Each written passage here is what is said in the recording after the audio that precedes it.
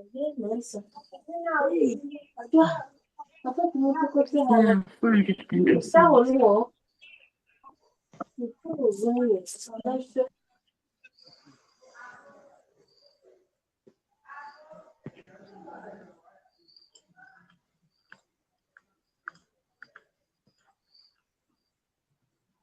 Okay, so by way of introduction, I'll start by introducing myself. So, my name is Ebenezer Boahen, and I'm currently a PhD student at Indiana University Bloomington in the US. And previously, I had my undergraduate and then master's studies at the University of Ghana, Legon. And why am I qualified to, I mean, present to you about studying abroad? I mean, graduate school application. I started applying to study abroad since 2022, and I got accepted into a US institution in the year 2025. That does not mean within the process I got denied. No, so I got admissions without funding. I got admissions. I got denials as well, and I also got accepted into institutions with funding. So over the I have about 3 years experience, so I'm qualified to take you through the process. I've learned the pros and cons of applying to study abroad. So I believe today's webinar help you make an informed decision when you are applying or in your graduate school application process. So there's something, sorry.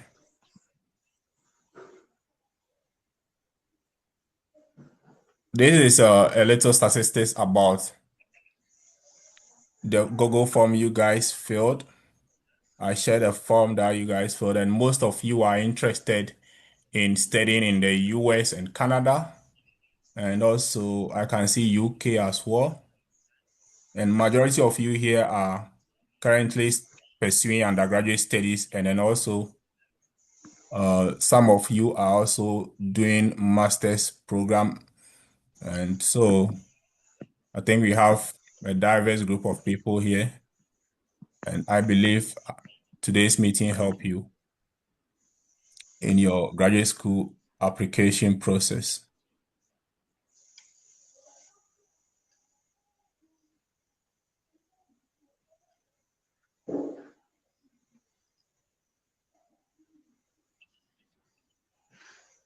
Okay, so what do you expect in today's meeting?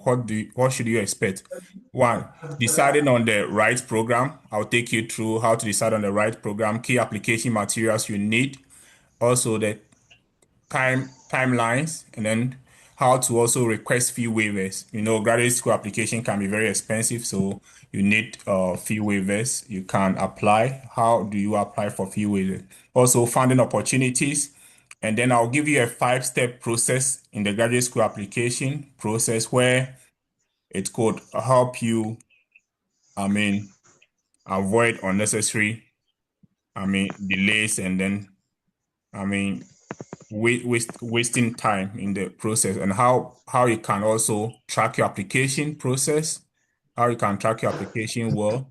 And then finally, if you are currently pursuing undergraduate studies, or even if you are having your master's study and you are thinking of studying abroad, how well you could prepare whilst you are in school. All right. So because the graduate school application process is not an easy journey, there are certain key skills you need to develop as an individual. And so I have listed some key, skills and mindsets you should have. I mean, you have to be someone who is consistent. You don't do the process lackadaisically. You don't have to do it today and then 1 month time you continue. No, you have to be consistent in the process. Also, you should be somebody who is key in personal development. You should be somebody who is keen developing yourself, getting hands-on training as well. And you have to have a positive mindset. If you are very negative, trust me, there are a lot of down processes in this study abroad. So you have to be a positive individual. You have to have faith. And I believe most of us here are believers. And we say that faith is the substance of things hoped for, the evidence of things not seen. By the elders obtain a good report. So you have to have faith because in studying abroad, you are competing with the whole world. If you are applying to study in the US, Canada, or any country of your choice, believe you me, you are competing with the world, and you have to have faith. You have to believe that everything will be fine. And then also, you should be able to seek feedback. You cannot do it on your own. You should be somebody who should be receiving feedback. You don't do the application and you don't do the application on your own. Okay, you have to seek feedback. Now, whatever I'm presenting here, I'll be a little biased towards the US, but whatever I'm sharing here is applicable in every country you are applying to. So let's take note. If either you're applying to Canada, US, it's US applicable. Okay, is so applicable. Okay, so let's let's let's miss our please point. let's miss our time. The starting point The starting point of the graduate school application of the process is you have to know what you want. graduate school of the graduation You process have is to you have know to know what you want. what you want. Please, I'm You getting have to feedback. know I'll be glad if you what you can want. meet your Please, mic. I'm getting feedback. I'll be glad if you can meet your mind. Know what you want. Know what you And you want. could And good. whose mic is Who, on? whose mic is on? Who is Prince?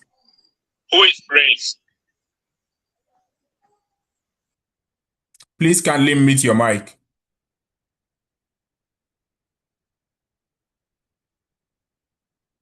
All right. So as I mentioned earlier, in the graduate school application, you have to know what you want. That's the starting point. Okay. You have to know what you want based on your previous or past experiences.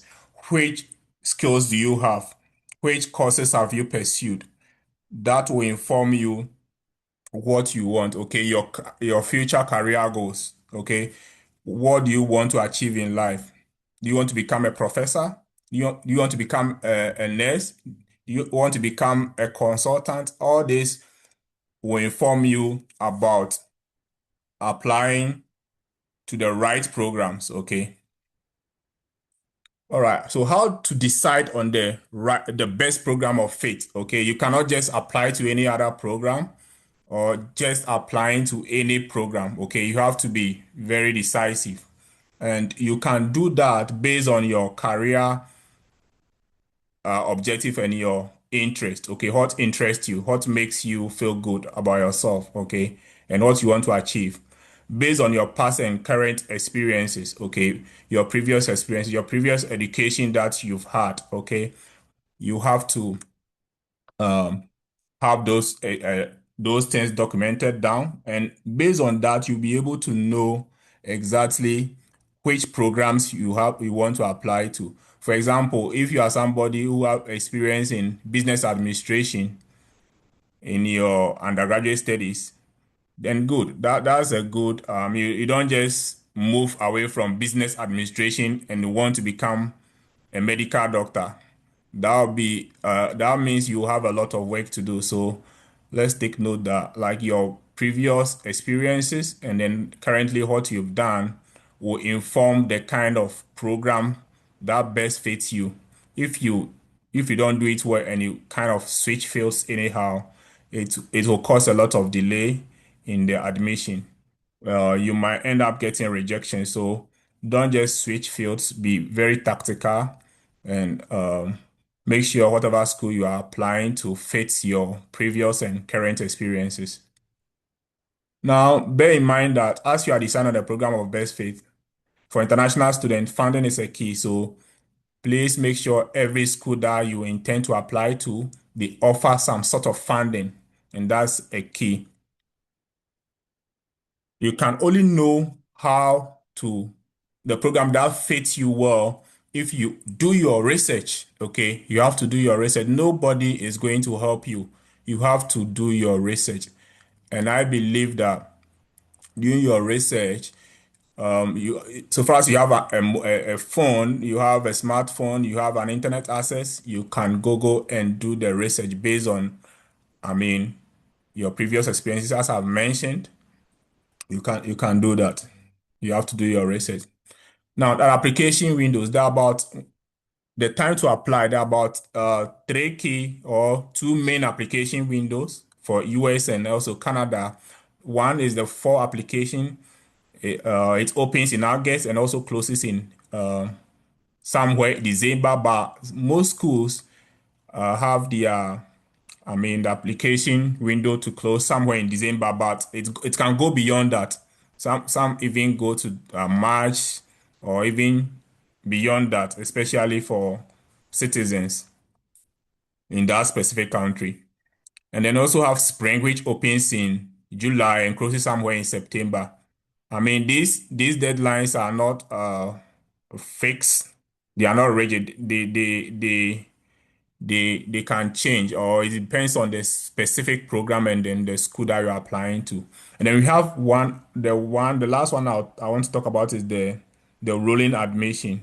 Rolling means that you could apply to the school or the program at any time, and then as the applications, you turn in your application, the universities or the school review your, I mean, they'll review your application document, and then they can offer you admission. You can start at any time or any time you want. Okay, so that's what we call the rolling admission. Now, if you ask me which of these deadlines is is the best time to apply, I will say you have to target the fall application window because that's when a lot of universities, I mean, a lot of universities, students graduate, professors have written grants and they have received grants and they are taking new students. So the fall application to me is the best, I mean, application window.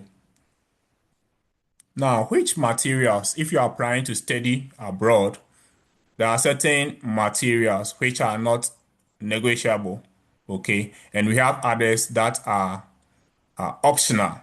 So the non-negotiable application documents, I have some of them here. We have the transcript, okay? The transcript is it tells you about your previous experiences, okay? Your previous grade points.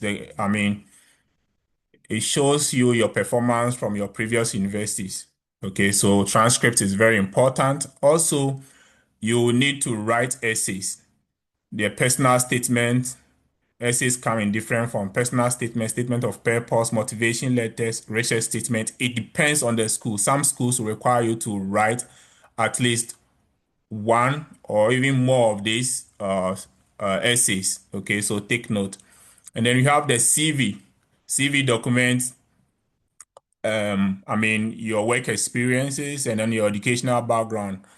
And I believe most of us here know about CV and how to, I mean, how well you could format your CV. And if you have no idea about writing a CV, as I made mention earlier, you can just subscribe to my channel and you learn more about that. I have a video on that on my YouTube channel as well. And then we have letters of recommendation. Mostly in the US, you will need at least, most of the schools require you to submit at least three letters of recommendations. And I'll talk about each of these later. And then the English proficiency and then the test scores are, I would say they are optional dependent on the university and then the schools that you are applying to. Now, let's talk about the essays. The essays, as I made mentioned earlier, they could be it could be a statement of purpose, personal statement, or letters of intent or motivation letter.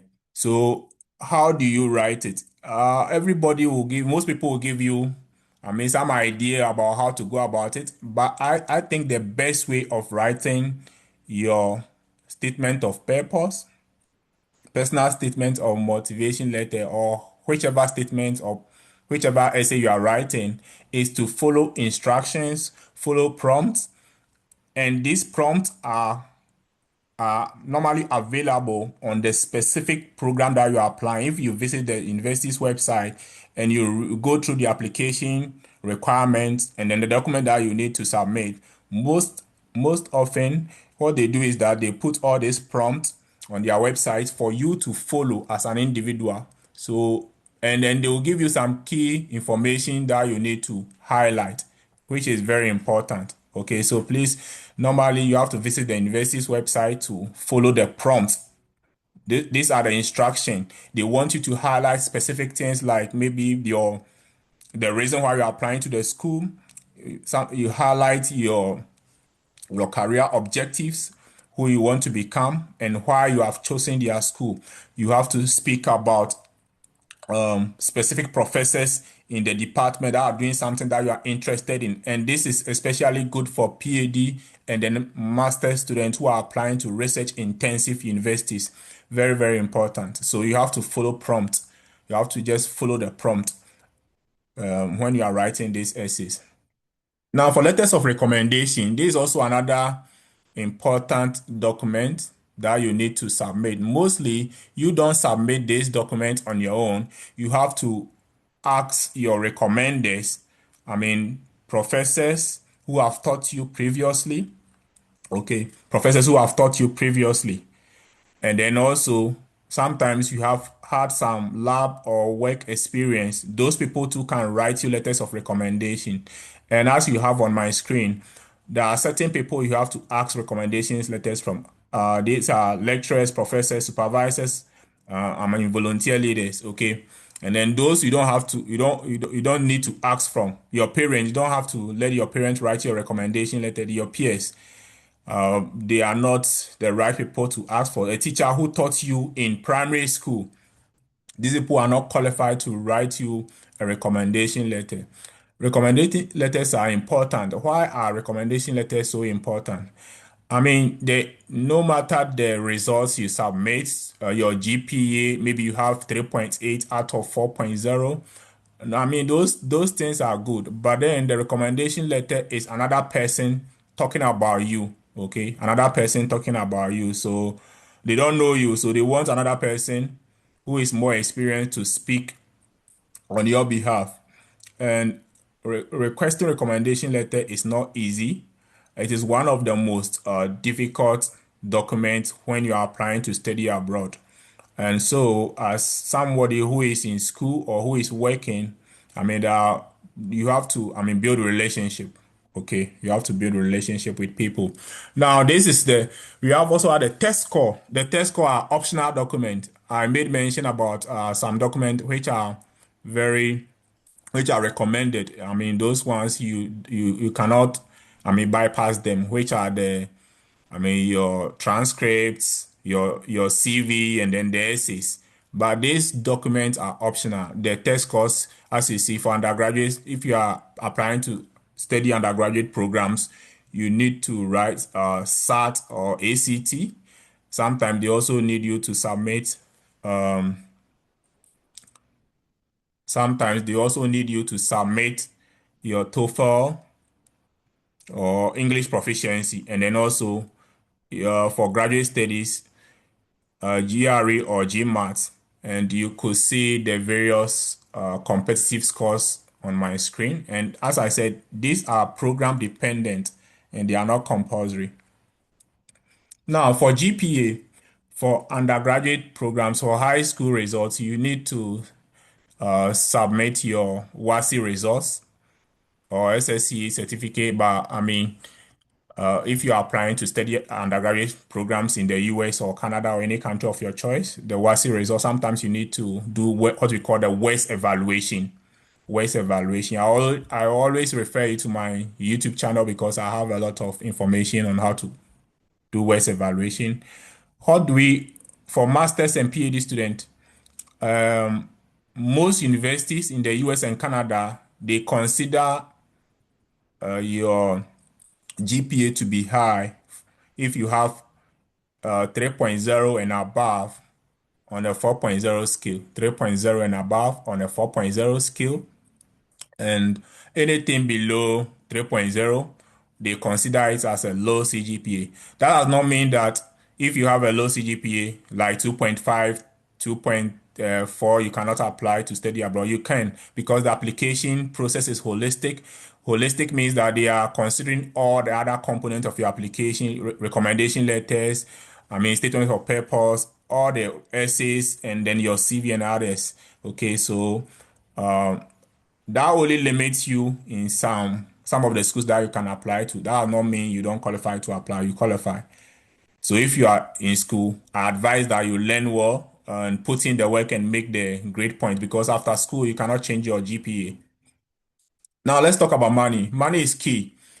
If you are applying to study abroad, search for universities after you decide on the school that you're applying to. Make sure that the university that you're applying to, they have some sort of funding, and the funding can come in different forms. We have the assistantship, that's research and teaching assistantships, okay? Research and teaching assistantship. This one, most of the universities in the US and Canada, they allow you to work 20 hours per week, and then in turn, they give you what we call a stipend, and then your tuition fee are paid or covered fully. There are some scholarships, and scholarships are sometimes dependent on the program and the university, but the others like the Fulbright, okay, and there are also fellowships. Fellowships are also dependent on the university and the programs, and then there are also grants as well. But for studying abroad, especially in the US and Canada, the assistantship, teaching and research assistantship are the major ways universities, fund their students. So, and I think for me, it is the best form of funding, because as you are in school, you are also getting what we call working experience. Okay, you are working.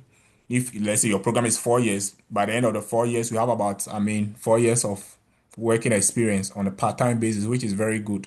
So before you if you are decided on a school, please make sure they offer funding. Don't apply to schools that don't offer any funding unless you have the money. If you have the money, then that's fair enough. But if you don't have the resources, whatever school that you have decided on, make sure they are giving you some sort of funding.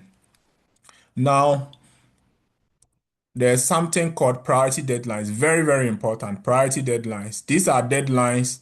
Some schools these are deadlines before the actual deadline. They expect you to submit your application. Priority deadlines are deadlines that the universities expect you, especially in the US. They expect you to submit your application before these deadlines.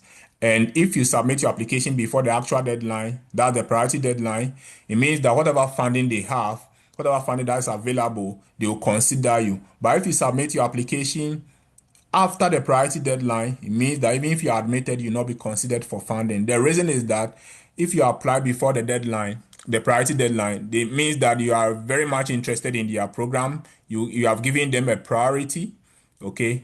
You really respect their university, and you want to, you are interested in joining them. So take note of priority deadlines if you are searching for schools and the university you want to apply to. How much does it cost to apply? Now, it depends, okay? Sometimes it costs, each program could cost between 50 and $150, okay? But in the mid-range, you have some schools that could cost like, each application could cost like 80 to 85.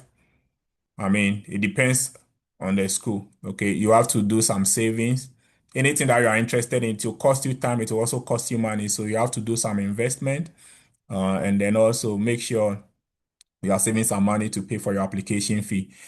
Now, that notwithstanding that, what we call fee waivers are available. Fee waivers are available. Those who are interested, there are ways you can get the fee waivers. And for you to get fee waivers, you have to email program coordinators. You have to also attend information sessions of the universities that you are interested in applying to. And then also there are some conferences. Even some universities come all the way to Accra, Kumasi, wherever, normally in your cities, okay, they come, and then you have to join the conferences, and your fee, um, your application fee can be waived for you. How do you track your application? If you are applying to study abroad, you have to, any school that you are interested in, and if you see a school and a program that you are interested in applying to, please make sure you can track your application through the Excel. Okay, the name of the school, whether the school have some funding or not, professor that you have contacted, the application deadline, the materials that you need to apply or to submit to the university. This is what I call tracking your application, and you can do that using, the following: the Excel, Word document, or notebook. Now, common mistakes to avoid: not emailing professors, using AI to write your essays, not proofreading, writing generic essays, missing deadlines. These are, mistakes you have to avoid in the graduate school application. Very, very important. Now, this, I would say, if you have not learned anything, this is very important. A takeaway from my presentation. You have Eben's 5 steps in the graduate school application process. Whether you like it or not, this process you will have to, one way or the other. If you miss one, you have to come back to the other. So, how do you apply to study abroad? First of all, you have to identify your research interests and career goals. After that, you can search schools and programs based on your research interests and career goals, and then review the admission requirements and then funding as well. Okay, based on that, you connect with the program coordinators and professors. Then, based on the feedback you have from them, you can then decide whether to apply to the program or not. And I call this is a simple 5 process, 5 key steps in the graduate school application process. Whether you like it or not, anyone studying or applying to study abroad would do either of the following. Very, very important. If you miss it, then I don't know, you might not be doing yourself a favor. Okay, so these are my 5 step process in the graduate school application process. Very, very important. Identify your research interest, search for schools and programs based on your research interest, review admission requirements based on what you find, and you connect with program coordinators and professors. It will be interesting to see that some people apply to study abroad without even contacting professors, and that's a big mistake.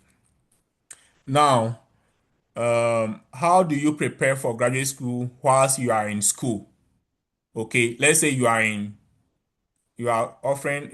pursuing your undergraduate studies now. I would say that you should be somebody, you should do well, put in the work, make the grades now, okay, because GPA will not change after your school. Also, you should get to know your lecturers, build a good relationship with them, get to know them, perform well in their studies, perform well in their class, perform well in their class. Very important. Get involved in research, develop coding skills, okay, and then also plan ahead. Okay, plan ahead. Very, very important. Now, these are factors that affect graduate school admission. My link will, go off soon, and you can reconnect to rejoin because I'm using the Zoom basics. So we can connect, you can connect to rejoin the meeting when this meeting ends. So these are factors affecting graduate school admission. Academic performance. Okay, very, very